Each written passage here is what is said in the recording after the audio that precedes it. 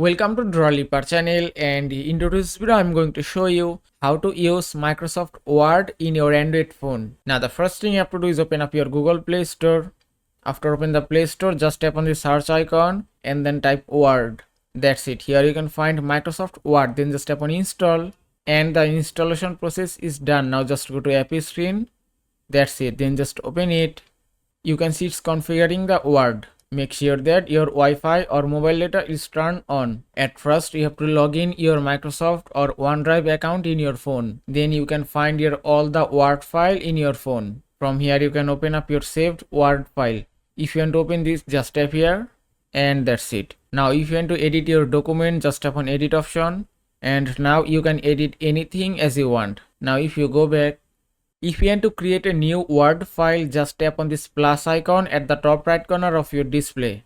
Then choose any option. If I select blank document, and that's it. Now from here you can type anything as you like. If you want to customize your text, you have to just select it. And from here you can customize anything as you like. Just tap on this icon. And here you can find a bold option, italic option, underlined option.